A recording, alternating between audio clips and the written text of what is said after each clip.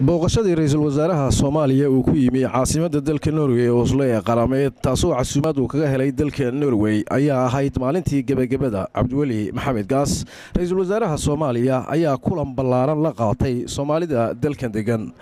odayaal dhaqameed culimaawidiin aqoon-yahan caruur iyo haween ayaa shirkaasi yimi si ay ugu taageeraan oo ay ugu soo dhaweeyaan ra'iisul wasaaraha Soomaaliya booqashadiisan gaaban ee uu dalkan ay degan yihiin uu ku soo gaaray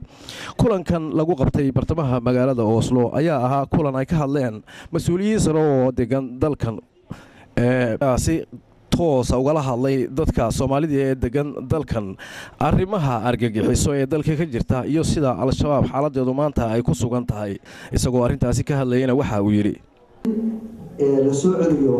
wadankii la xoreeyo nabadna lagu soo celiyo taasna waa la socotaan oo ku guulaysanay caasimadda inta aan sheegay waa xor inta kale way xorooraysaa hadii la yiraahdo laakiin waxa taa ka muhiimsan xoreyntu in magaalo laga saaro shabaab way sahlan tahay laakiin waxa ka dhib badan in la xasiliyo in dadka la nabadeeyo in maamul loo sameeyo dhibtaas taasoo loo baahan marka la sameeyo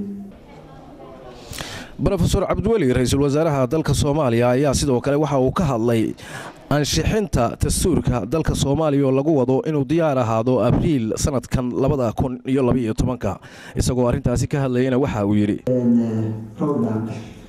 qodobka saddexaad ee roadmap ku jiray wuxuu ahaa in wadanka loo sameeyo dastuur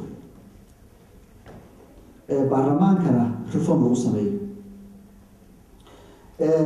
dastuur marka la sameeyo dadka loo sameeyo wala socotaan muddo waxaan ku shaqeynaa charter wax yiraahdo marka waxyaabaha ka soo baxay shirkii aan sameeyay waxa kamid ah in dastuurka la dhameystiro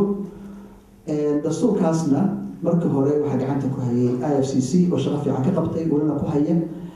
waxa kaloo magacaabay guddi la yiraahdo Committee of Experts oo Soomaaliya wax garada aqoon-yahanada loo yaqaan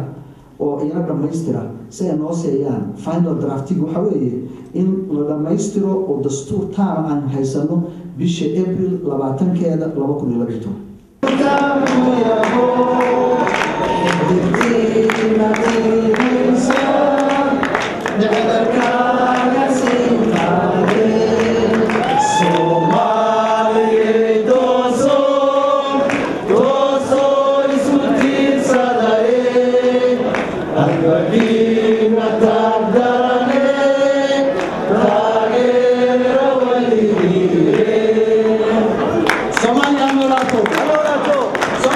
حسن سعيد تلفزيون كعالمي Royal 24 مقالة Oslo ee dalka Norway